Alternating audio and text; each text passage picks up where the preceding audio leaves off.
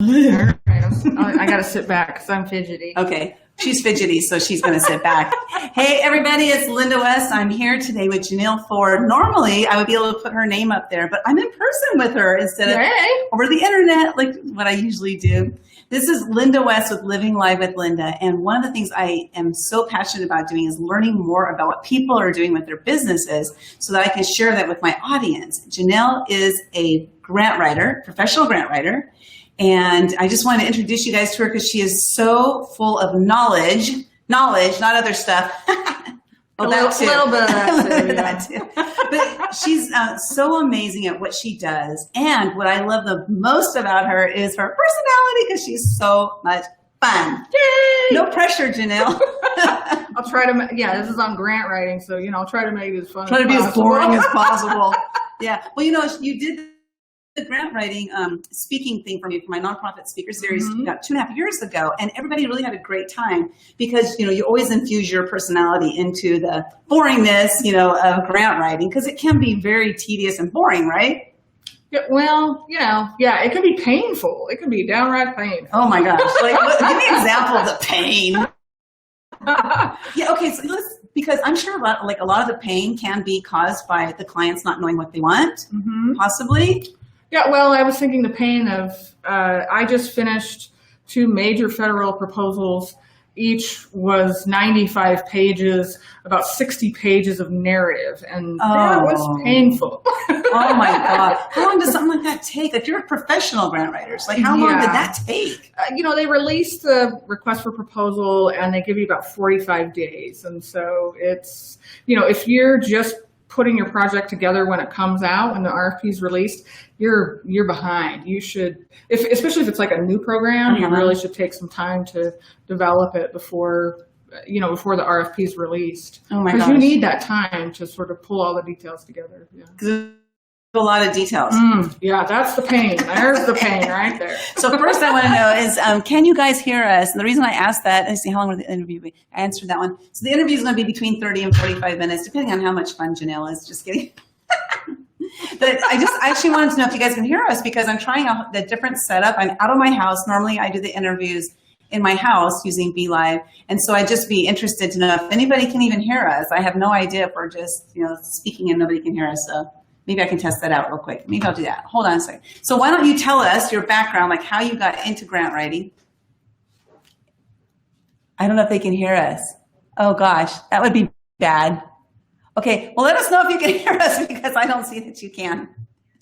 So, whoa, okay. Yeah. So what is my background? So I have been in fundraising for just about 20 years. And I'm kind of an accidental social worker. I thought about social work really initially and worked for a human service provider. And I just kind of stumbled into it. It wasn't something I intentionally went into. I was always naturally gifted with writing. I was in honors English and remedial math. Math was not. Yeah, my 8th grade geometry teacher said, "You might as well just give up on math." I'm like, really? Like I thought I was good, but I guess that D didn't equal good. I'm good with percentages and budgets and things like that, but not algebra. Okay. So anyway, that wasn't going to work. But I loved. I've always had a heart for service, so I always just wanted to give back. And this grant writing or fundraising really gives you the opportunity to see how all of the pieces come together in the community, how it all works. And I've discovered that I enjoy the bird's eye view of that more than I missed sort of being involved in the day-to-day, watching people. It's so incredible to work with people and see them change, just to see them turn their lives around. But I enjoy really all the big picture view of how it all comes together and how it works. And so you get that vantage point in fundraising. So you've done other kinds of fundraising besides grant writing, right? Like what's your experience with different types of fundraising? Oh, I've done it all. I have done everything in fundraising. You sound great, by the way. Oh, good. Thank you. I've done everything in the sun with fundraising except I've limited experience in like the social enterprise space. That's really grown over the years, and I've never done a crowdfunding campaign. But you name it, major gifts, planned gifts. I've done websites. I've had communications under my role, so I know enough in that area to be dangerous, and so yeah. Who else knows enough of something to be dangerous? Yeah, right. Yeah, like I know just enough about some things. It's like, the jack of all trades, master of none. Yeah. So how did you get into to grant writing? Because you've done all these different things. So what brought you to grant writing? That's really your specialty, right? Like your niche kind of? Yeah. So when I first started in fundraising, I've been able to just achieve a lot of success with grants. The biggest award that I've secured is about $12 million, and that was to expand substance abuse treatment in a couple of counties in Utah. How did that feel, though? Oh, man. Because it was awesome. 12 million. That's what it's about. That's really what it's about. It's about the cause and my passion for the cause, and I want them to have the money. Right.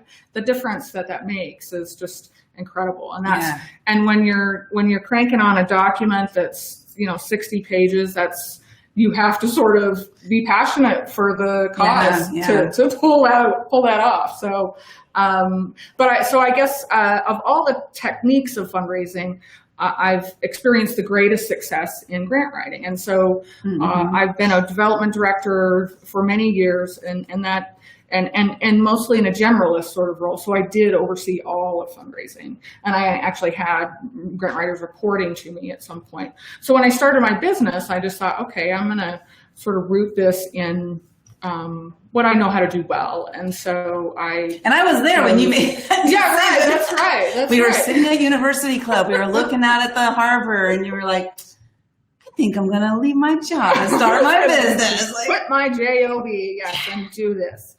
And that was I went all in April of 2014. So about 3 years. And it's been amazing, right? It's been fun. I've really enjoyed it. I work with several nonprofits. I love the diversity of the work. And my background is primarily in health and human services, but since I've started my business, I've got clients that are in the education space and arts and culture, and it's been so fun to learn new things along the way.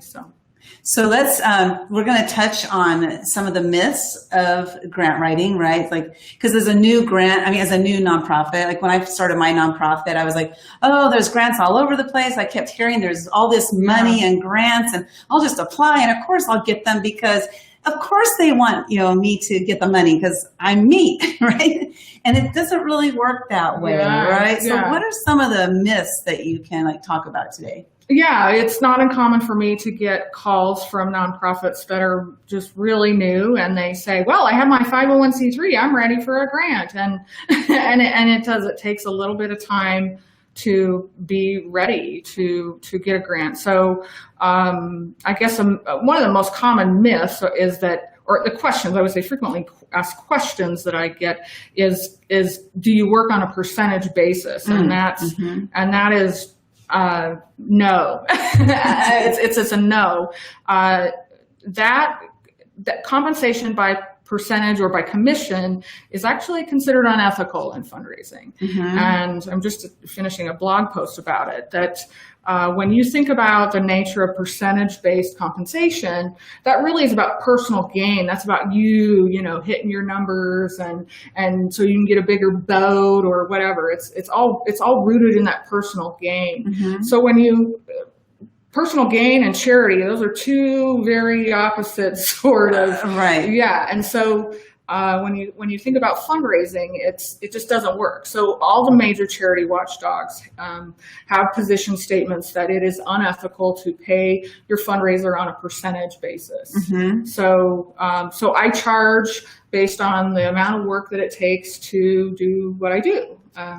And you do it, you've been doing it long enough. Can you kind of gauge, if you talk to a nonprofit and you know what kind of grants they're going out after, can you kind of tell about how much time it's going to take you ahead of time? Yes, like I'll look at the request for proposal and just what is the scope of work that's going to be going into this. So that 95 page proposal was about 100 hours. That was a mean one, that was a mean. But of course that was a government one, and that was, a couple $100,000 a year for multiple years. It was, those are, you have to put in a little more for that. So with those, would you say that the government ones are the most difficult as far as like the grant writing and getting everything? Because you got to make sure you get all the questions answered, right? I mean, you can't skirt over some because they're going through the fine-tooth comb, aren't they? Yeah. A government is probably the most complex to receive, both on the front end of receipt, which maybe it makes sense. To get the money, it's really detailed. Some of the questions that they have are, it's like a different language, some government sources are just, they speak a different language. You have to learn that language. And address every single point. They try to make it as objective as possible, and it's about your score. With other sources like foundations and corporations, it's more about your relationship, your connection, and how much they know about you, what your impact has been in the community. But government is about that too, but they try to make it an objective process. And so it's about how well you score. But it also is very difficult to administer. You have to have a lot of different systems in place in order to make good on that money. There's a lot of rules that they make you follow. So. If I'm going to take us off just a little bit, and that's talking about like executive directors and nonprofits, because I know a lot of times when nonprofits are starting, they really don't have an intention of taking a salary, but then as they get into it, they're like, we could make so much of a bigger impact if I was doing this full time, for example. And so how does somebody make a transition from being a nonprofit that has zero, what? Oh, my mom. Hi, Mom. Oh, hi, Mom. That's awesome. So somebody making that transition though from not bringing in not taking a salary to making that transition to, I want to be the executive director. I want to do this full time. We're bringing in enough donations. How do they make that transition into something like that? I think that it's a challenging.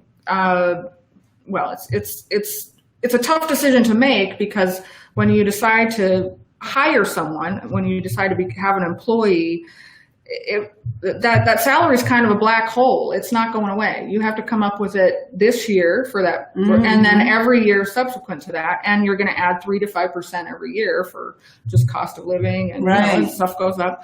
And so, really, the thing you have to discern is if you can bite that off, and sustain it, maintain it. You have to have that consistent presence if you're going to do that. But that's a big decision. Most nonprofits will start with a couple of volunteers, and then at some point, if they grow, if their programs are making a difference, they've got to hire some staff.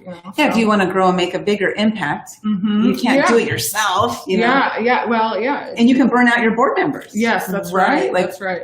Want to talk about board member burnout? Like, have you ever experienced that as a board member yourself? Oh, well, I've experienced burnout, that's for sure. You have to check out for a while, and you get crabby about things. But you just have to take care of yourself. Yeah, for sure. So nonprofit boards, they start as volunteers, and then at some point they have to hire staff, and they have to grow in sophistication. And so I guess if because I'm approached by new nonprofits, and they just really they have just all this passion, they just want to get going, and they want to just raise a ton of money right now. And, what can they do? What can they really do to move themselves towards being competitive for grant funding? I'll tell them that, most grant funding sources will require at least 2 years of operation, and sometimes 5 before they're going to be giving you any money. And the reason they have that policy is that they want you to be sustainable. They want your organization to be making a difference in the community, and it's got to be sticky. You got to have some sustainability, and it takes a couple of years to do that. So I guess in that couple of years, what would I do? I would go out and I would meet with anybody that is attached to my cause area, who's serving that same population, who are the agencies that are doing work in that space, who are funding those organizations, those are your people. I would sort of get to know who those are. I would understand the layout of what the services are, and then whatever services I created, I would figure out how to articulate how they fill a gap in the community, because that's really, they don't, sometimes duplication is needed sometimes because the need is so great, but you really should figure out how you differentiate your services from everyone else. And there's a couple ways you can do that. I know one, like just Google, another one is you can go to LinkedIn and you can look for like, what are the search, if you're helping homeless, for example, you can do a search for homeless and LinkedIn and just. I would go to 211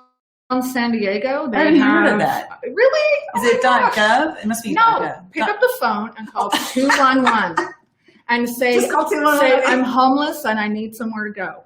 Or you can say, they have this database of every human service, and this is about human services, I guess, every resource in the community. And they can give you a few options. They'll ask you a few things about yourself. They'll screen you a little bit, and then they'll give you a few resources that you can go after. So okay, and then I was referring to if you're a nonprofit who serves the homeless, you can find other people. And you were talking about, and you could call them and say, you know what, I'm a nonprofit. I serve the homeless. I want to get connected with all the agencies that serve the homeless. Oh, awesome. They give you a list.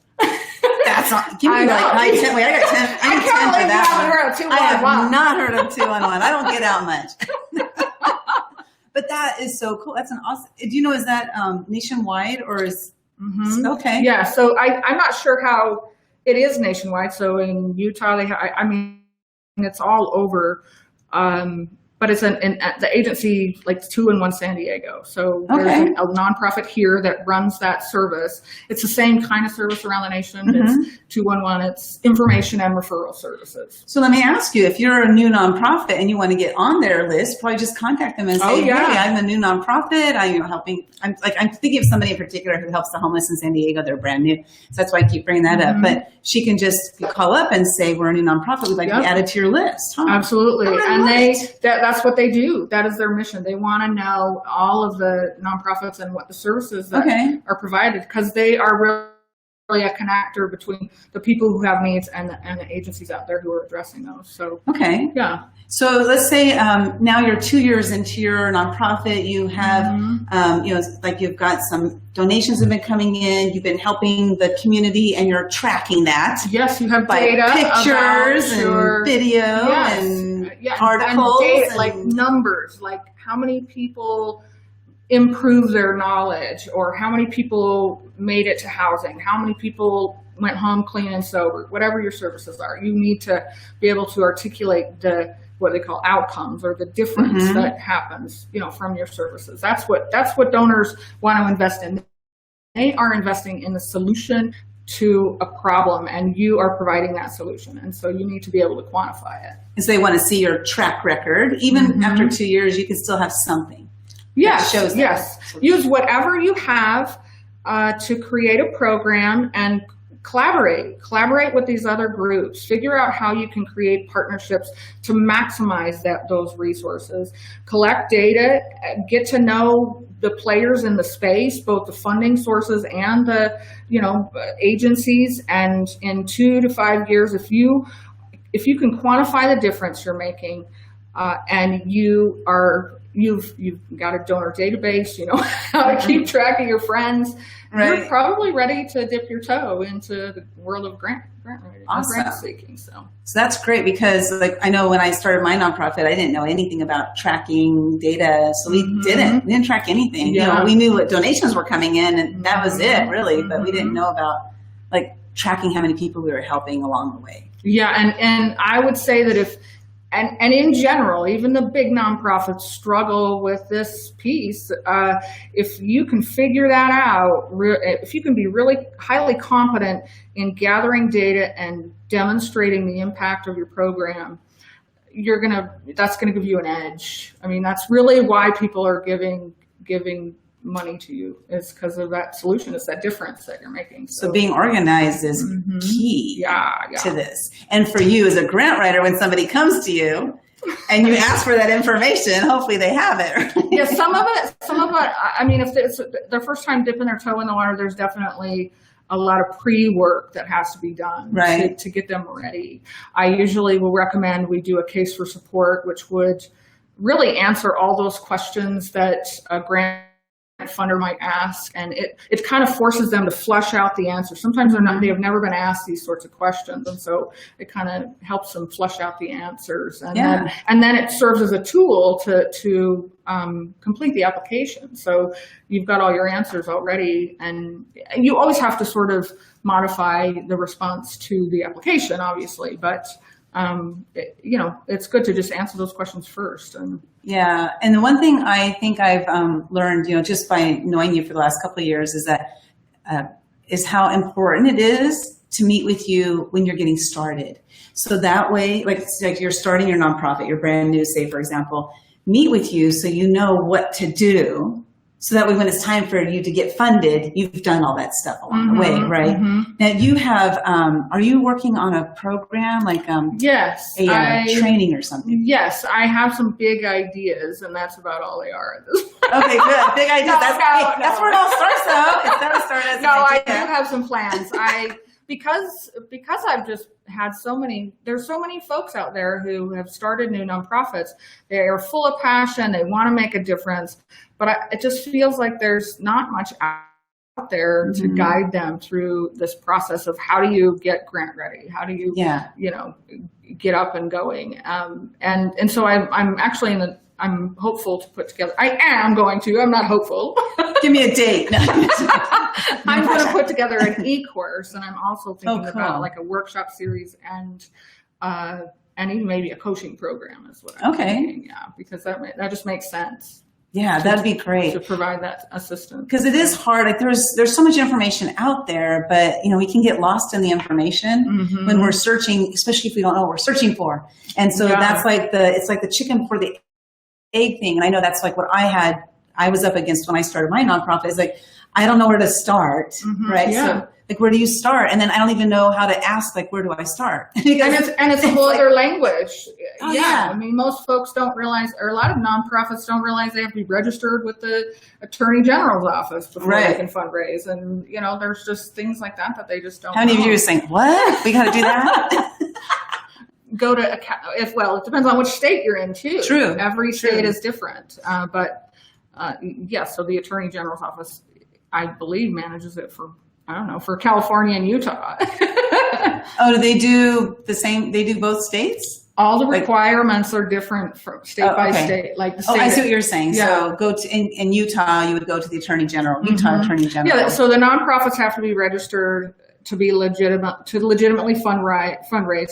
I also have to be registered in the state as a fundraising counsel or fundraising consultant, and the requirements are different. So I'm registered in both Utah and California. And that's a great thing right there. Like if you're looking for somebody to help you write grants or to do fundraising for you, ask them to show proof of that, right? Yes. Oh, yes. So that way you can at least see that they're on the up and up, and they know what they're doing. Yeah. So sometimes I know that there are, I've been told by a few nonprofits that they know of a few people who will do the grants as a percentage, and I would caution that they are not doing, either they don't know enough to operate ethically, and that's gonna cause some problems, right? Right.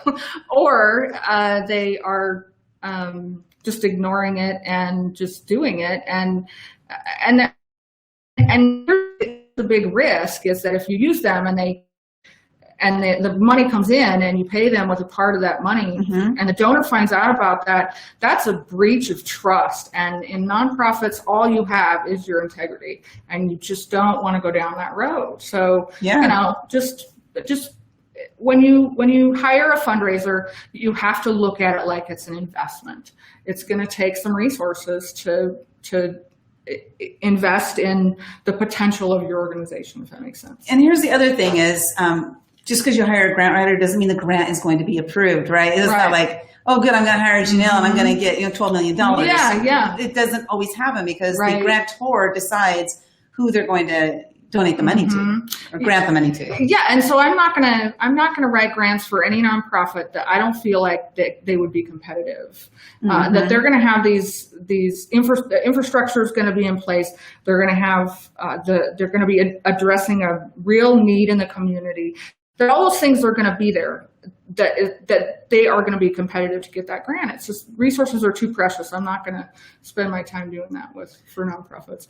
But on the whole, whether you get the grant or not, and I would say in general in fundraising, it really has more to do with the organization's health and well-being. Like, it's got to be a healthy organization and has to have a positive reputation. There's more going on there that determines whether you get the money than the skill of your grant writer. If that grant funder loves you enough, they'll overlook typos. You know what I'm saying? Okay. Yeah, it's about the relationship. Okay. So, yeah. I've heard that too, like establishing the relationships with everything. Like it has to do like the venture capital or whether you're getting sponsors for things, vendors. It's all about the relationships because if they trust you already, at least you have that notch. Right. So like when they're looking at all the other grants, they're like, we know these people and we know they're true to their word. We know they're going to follow through. Yeah, we love what they're doing. Yeah. After the grant is approved, that's like when the real pain in the ass comes, right? It's like all that work you have to make sure you follow everything that they've written. Yeah. For the grant. And I think that there's some strategy tips or tricks there that you can use that you should consider what your programs are, and obviously you want to get grant funds to pay for what you're currently doing and not have to always create new things. And your grant funders they're interested in your work. It's all about passion. They care about the cause that the need area that you're addressing, the population, whether it's veterans or homeless or, the arts and culture or whatever it is, they have a passion for that. Right. And so I lost my train of thought. So there you go. There you go. Hey, let's see if there's any questions here. Let's see. It's so far away. Can you see those? Yeah, Janelle Ford is awesome. Janelle Ford is guys. awesome. Let's see. What is it? Location? No, I don't see any questions. Okay, hold on. Let's see. How long has the interview be? You guys sound great. Okay, love you, Janelle. Deanna Rupp, perfect for you. Awesome. Thanks for tagging people. I really appreciate that. And you guys, if you find that this is valuable, please share it out on your page because the more information that we can help with nonprofits, especially those new nonprofits, because I think I know, like when I went into it, like I was all starry-eyed thinking that, like I said, I'm just going to get all this money donated and I'm going to be able to make a huge impact. I did make a big impact, but not as much as I thought. And so I was like doe-eyed and starry-eyed at the same time. Right? One was doe and one was star. But yeah, so what is it that, how can people contact you? Oops, sorry. Yeah. Well, you're welcome to contact me through my website. If you're interested, I'll provide a 30-minute consultation to you. If you want to go onto my website, affordablefreelance.com, there's a discovery questionnaire you can complete about your nonprofit. It just gives me a little bit of information about who you are, and you're welcome to share what your needs are. And I am happy to schedule a call time with you to talk through what your needs are. There, I think I was able I put it in the comments. Let's see. Janelle's truly a nonprofit expert. You are a nonprofit expert. I mean, it's so awesome. I loved your presentation that you gave at the Nonprofit Speaker Series, and just you're so full of knowledge. So, what do you see for yourself in 5 years? Well, what is like affordable? Maybe not 5 years. Let's say 1 year. In 1 year, my business is starting to grow, and so my desire is to help lots of nonprofits. That's been the funnest part of working for myself. Before I would work for one nonprofit and just help them raise money. Now I get to work with lots, and I want to work with a lot of nonprofits. Yeah, I want to help a lot more nonprofits, and so I'm I have several nonprofits that I work with and doing grant writing and other project work. And so I'm looking to sort of hire some folks to help me with some of that so that I can spend time doing more teaching and speaking and developing some of these new products so that I can help more nonprofits. Awesome. And so if anybody has an opportunity for her to speak, please reach out to her. She's awesome. Just always just a lot of information, a lot of I know, yeah, great information. Sometimes that's the hard part. It is the hard tearing part. It down. But the thing is to like let people hear it so they know that it's out there, and because what we don't know, right? And then once you touch it and you say there's this or there's that, they can think, oh, that's something I need to think about. Otherwise, they won't know. That's the black hole, like you said. For sure. Definitely a black hole out there. So, and it's hard. Yeah, it's really tough to know where to go and what to do and how to focus your energies. If I were to start a nonprofit, well, first of all, I wouldn't start a nonprofit. I would do a total environmental scan. And if I was passionate about doing some work in the community, I would look at all of those organizations who were doing that up first and see if there was some way that I could partner or do something with them. It's too much work to start a nonprofit and, develop a board and all of these rules, and it's tricky. So I would try to find a way to not start a nonprofit. Well, I want to touch on that because I also give that advice when people come and ask me about nonprofit. And the reason I like that is you can, like, let's say there's a nonprofit that is doing what you like a lot, right? And you approach them and they're like, well, and you approach them with a new idea. Because maybe your idea is a little bit different than what they're doing. But you can go to them and say, I love what you guys and I really do, and I really want to volunteer for you, but I have this idea. Are you open for hearing it? And maybe they'll incorporate your idea into their program. And then maybe you become the program director for that little program inside of that nonprofit where you don't have to do all the work, like you said, like the nonprofit, starting a nonprofit, forming your board of directors, and your board of advisors, and all this stuff, and getting your own grants. No, they're getting the grants. They're doing all that.